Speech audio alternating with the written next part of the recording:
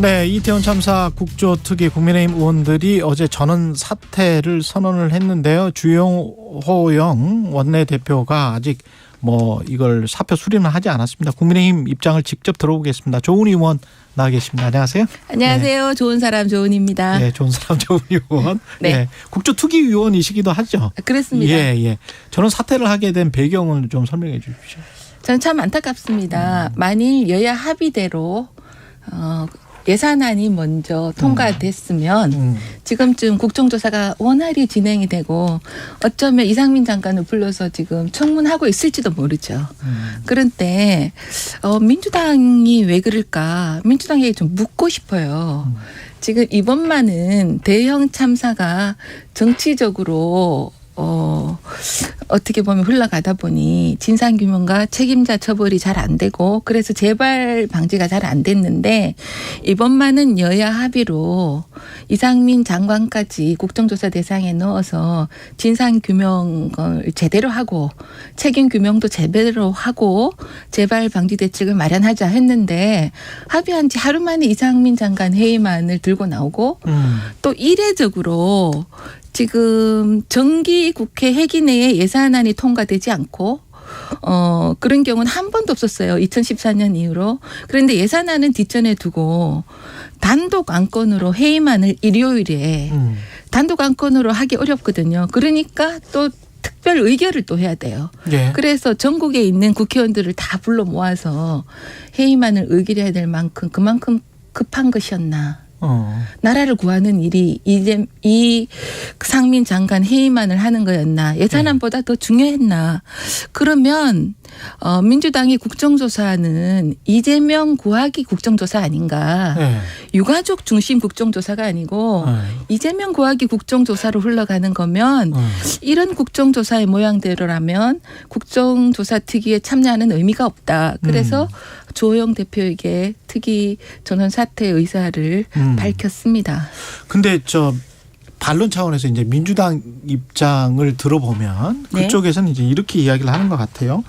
해임 건의안 제출과 예산안 처리와 국정조사가 어떻게 다 연계가 되냐. 연계될 필요가 없이 다 단독으로 해임안 건의는 건의대로 하고 그럼 대통령실에서 알아서 할 것이고 예산안 처리는 여야가 합의하면 되고 그리고 국정조사는 하던 대로 하면 되는 거 아닌가?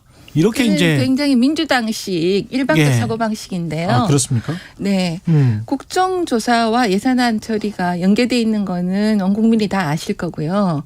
국정조사 합의할 때 예산안 처리 후에 국정조사를 시작하기로 합의를 한 거니까요. 예. 그리고 그것이 김진표 국회의장 주재로 합의를 한 겁니다.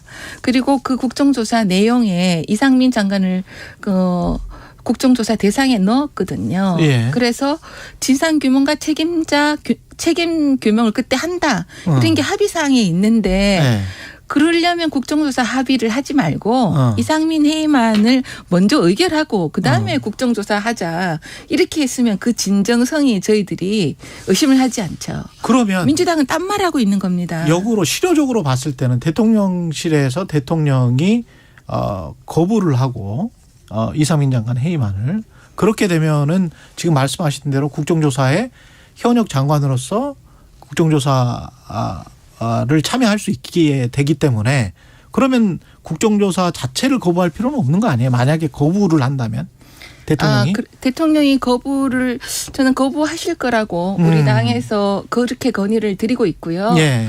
그런데 그러니까 왜 하냐고요. 실효성 없는 이상민 장관 회의만 건의안을 실효성 없는 걸 민주당도 알 텐데 왜 일요일 날 그렇게 쇼하듯이 하느냐는 거죠. 쇼였다. 네. 그러면 이 대통령실에서 거부를 하면 국정조사 물론 이제 사퇴는 하셨지만 그렇게 거부를 하게 되면 이제 원안으로 복귀가 되는 거잖아요.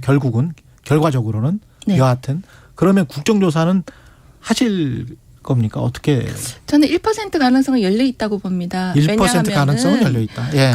주호영 원내대표에게 저희가 사의를 표명한 거거든요. 그럼 앞으로 이제 주호영 원내대표가 예산안 처리와 또 여야 간의 협상 또 야당의 국조에 대한 진정성 저희들은 지금 야당이 국정조사를 하는 것이 유가족 중심의 국정조사가 아니고 이재명 방탄 국정조사라고 의심하고 있거든요. 아니 근데 유가족도 그 기자회견을 한 다음에 97명의 유가족이 이상민을 파면하라고 외쳐버렸지 않습니까? 아니, 유가족의 뜻을 존중해야죠. 예. 근데 그 유가족이 책임 없는 장관을 파면하라고 하시진 않을 겁니다.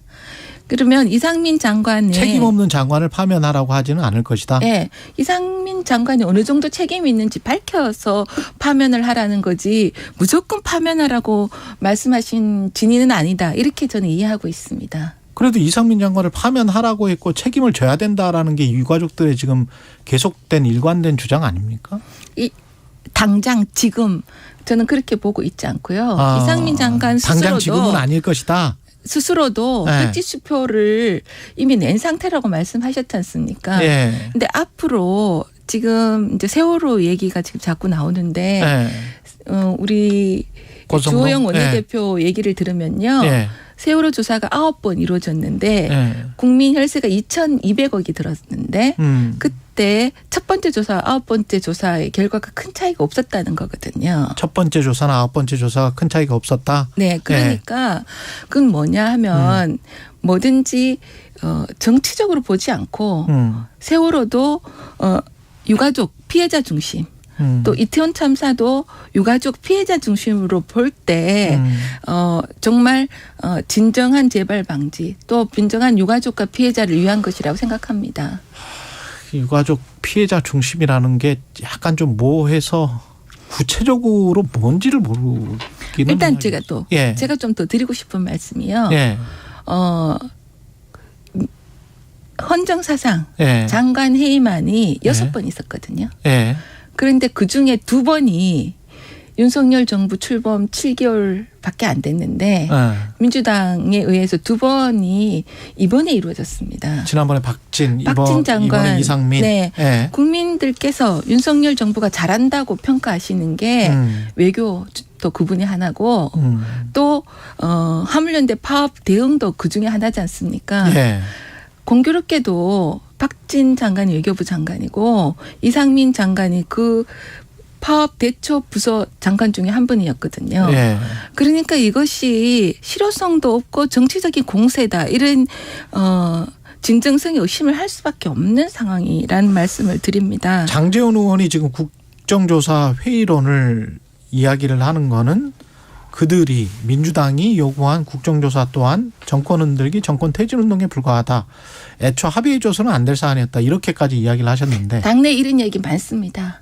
그럼에도 불구하고 여야가 이번이야말로 제대로 하자 하고 합의한 겁니까? 아닙니까? 아까 그래서 다시 돌아갈 가능성이 1%라고 하신 거에 저는 약간 좀 놀랐는데. 네.